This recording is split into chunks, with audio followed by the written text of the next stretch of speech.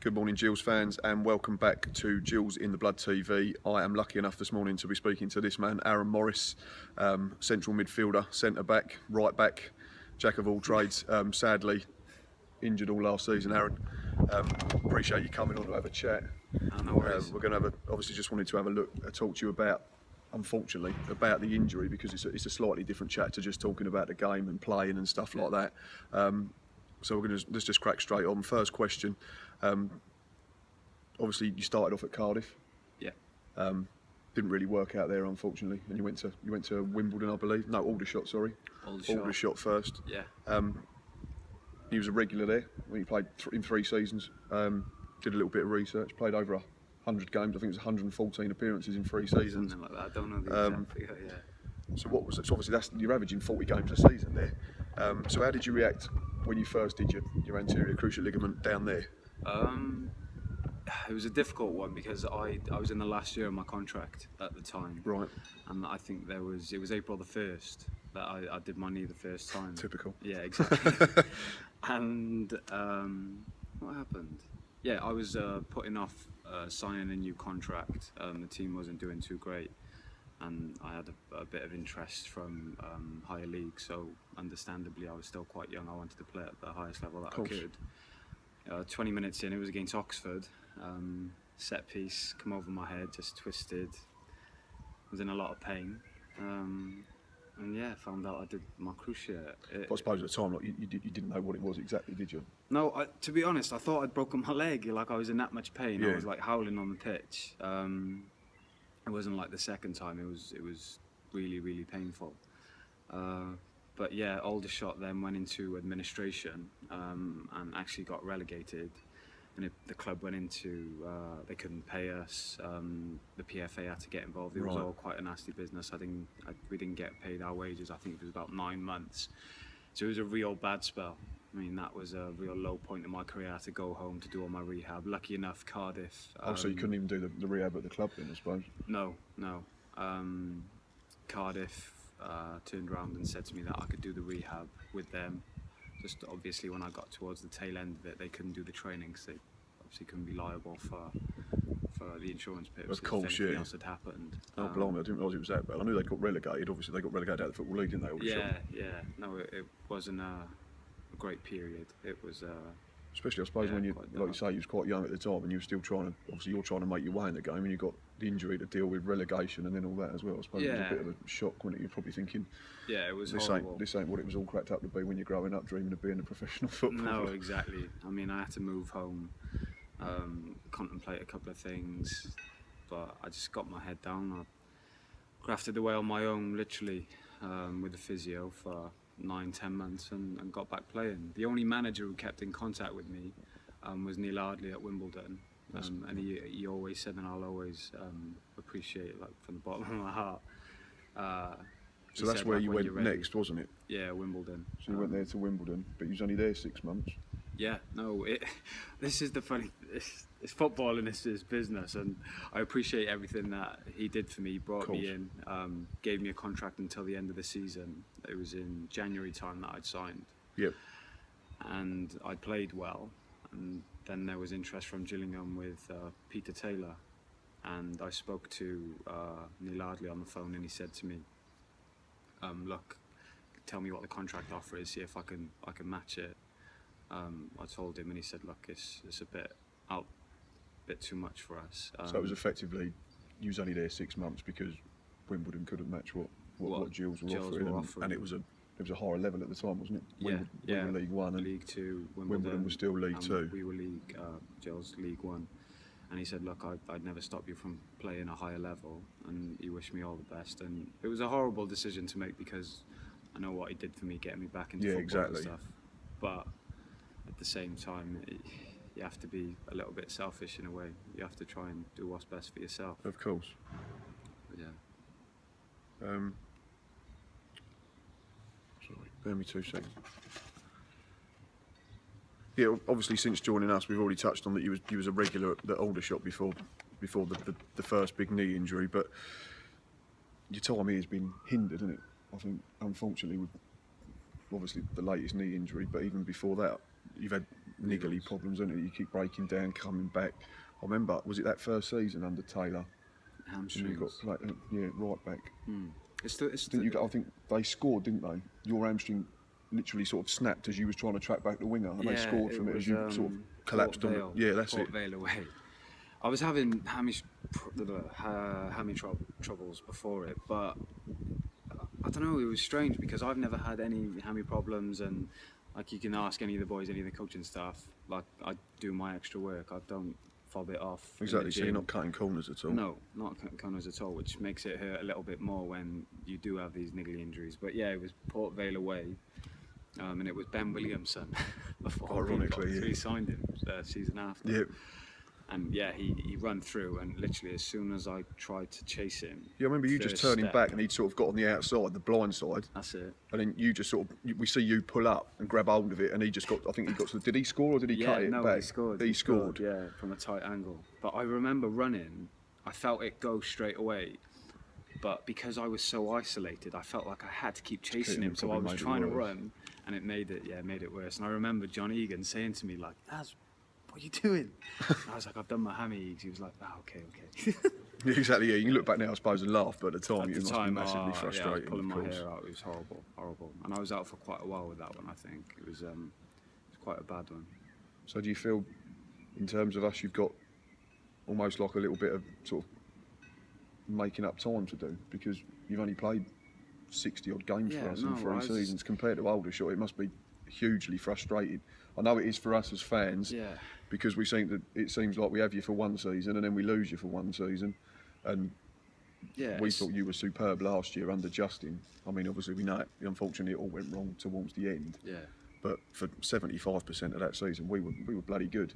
For whatever reason, it didn't work. So personally, it's really hard for me just because not being able to play that hurts. But then the other side of it, I feel like a bit of guilt in a sense, especially towards the managers and sometimes the boys. Like when I see him struggling, or if I go back to the manager, it's like he's put his faith in me, he's signed me, and then I'm out for this. And like this time, I can't repay him. There's no way unless I'm playing. Of course, there's no way for me to like try and help the situation. All I can do is like smile around the changing rooms, or like try and help the boys in any way that I can. Sure. But obviously the main way to do it is do the business on get the out pitch. there, yeah, of course. Not being able to do that, it is horrible and it is tough. So obviously, talking about these injuries more specifically, unfortunately you've now done twice your ACL. So what's the thought process, Aaron, when you obviously get the diagnosis to confirm that it's a bad one? Anger. So is it the same knee? Yeah, same knee. You did the same knee? I did the same knee. Anger at first, frustration. I mean, when nothing will prepare you to tell you to find out that you're not going to be able to play for the best part of a year. And then the first month is the hardest because when you have the operation, you're bedridden, you can't really do anything. The exercises are minimal. You're literally just flexing your quad, trying to straighten your leg. Right. And it's still pretty hard work. But then after the first month, you hit like little checkpoints, like you get walking or weight bearing, full weight bearing. Right. Start getting in the gym, start doing like your strength work, and so at least you have something to work towards. Yeah, like exactly. targets. Or you get like hit little goals, and they like keep you going along the way. I feel like running is the biggest one. As soon as you start running, everything goes pretty quickly after. Yeah. So you're more or less doing everything that you would be doing normally, just not actually playing. So would that be in straight lines first, or is that, and then you start bringing back in the twisting and stuff like that? Because obviously, for anyone who's not 100% sure, I mean, I'm not. How severe? Because obviously you hear like things with like hamstrings and. Yeah. I mean, I did up ankle ligaments a couple of seasons ago, and you hear like there's grades of stuff like that, and grade 1, grade 2, grade 3, etc. Was yours like the worst, or is it just if you just do your ACL, that's just it? It's just okay. So when you do your ACL, you can have a full rupture, a partial rupture, or like a minor rupture, right. And it is the same as what you were saying with the muscles. It can be graded. Both of mine were full ruptures, so they were full reconstructions. The first reconstruction was a patella graft, and the second reconstruction was a hamstring graft. Right. And Patella's knee, isn't it? patella, Knee, yeah, yep. the knee tendon just below the kneecap. What else?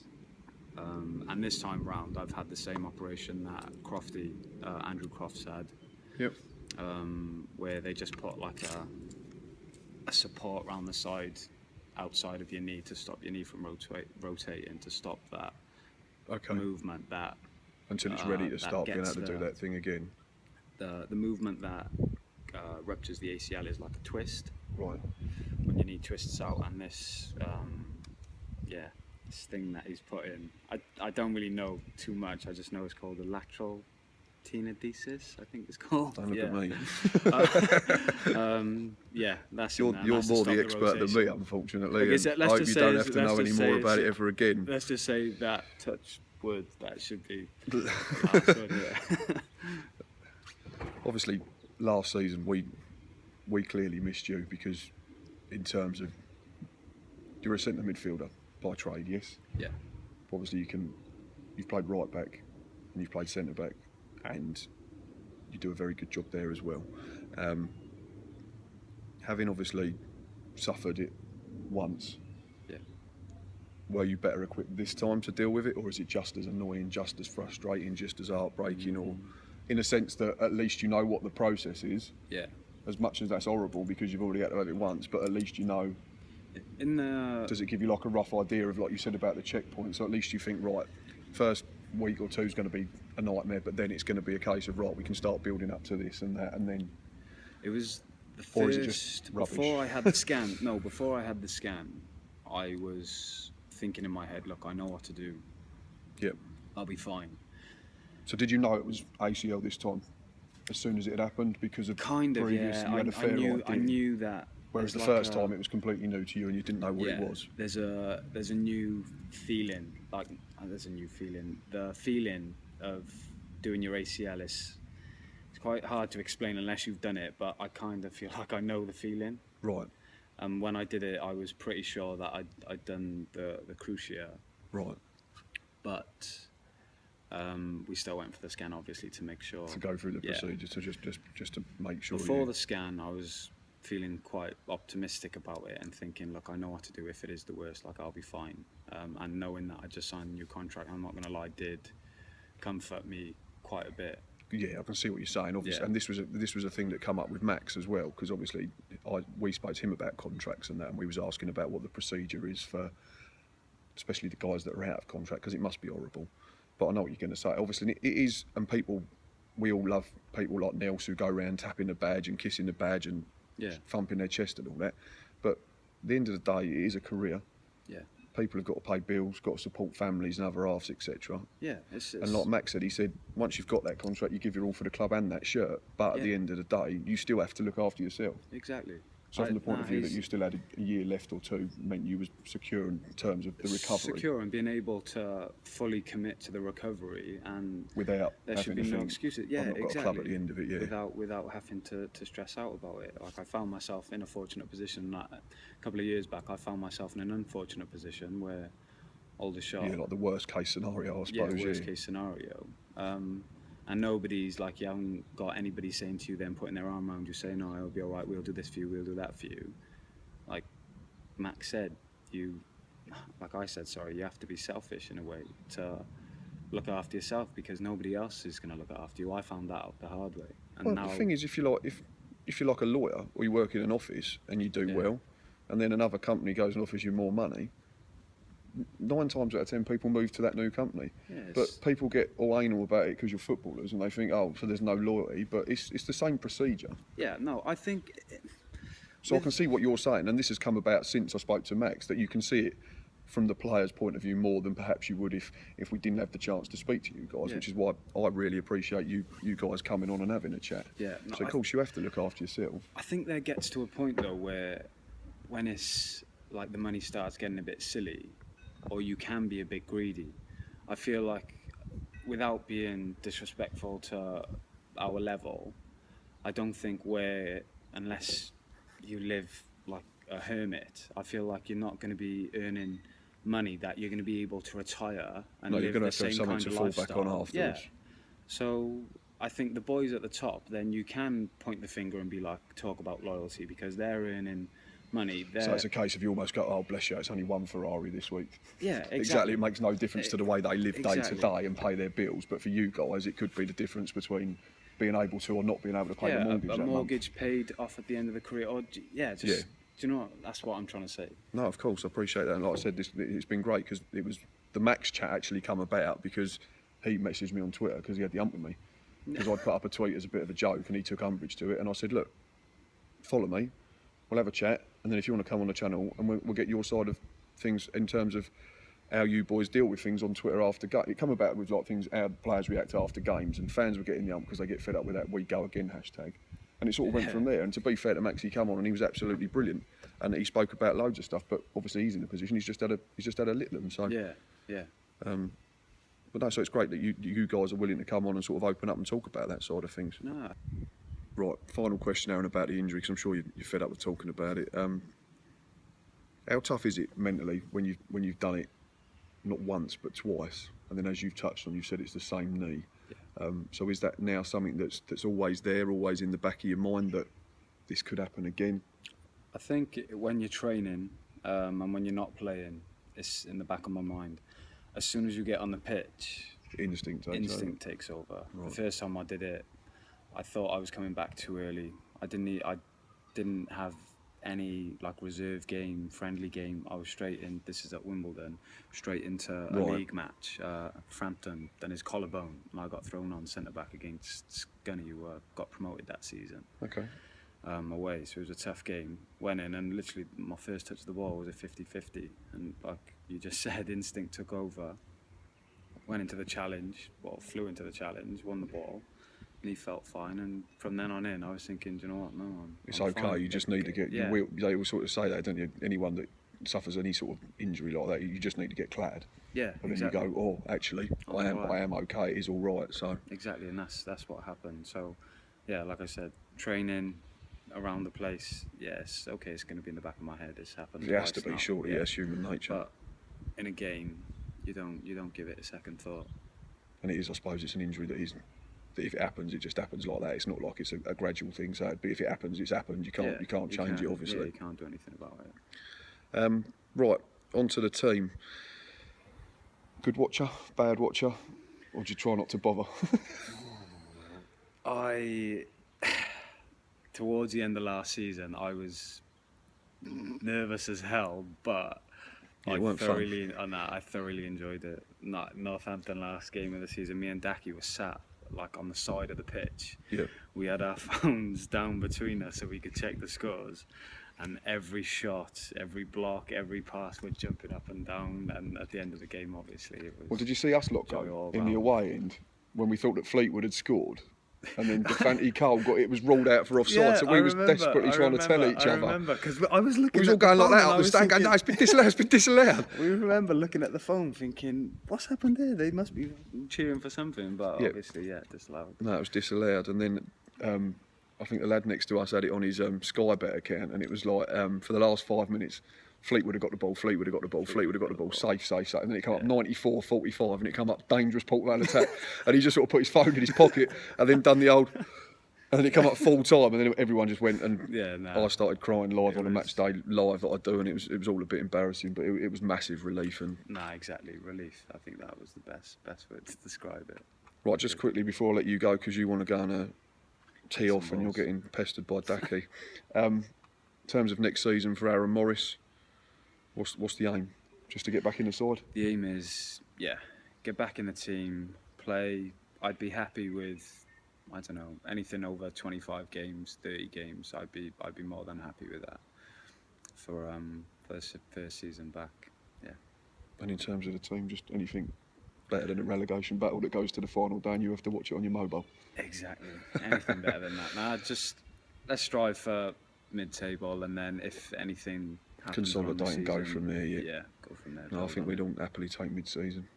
Anyway, mate, thanks for chatting. Appreciate you coming on. Message for the Gills fans quickly before you go.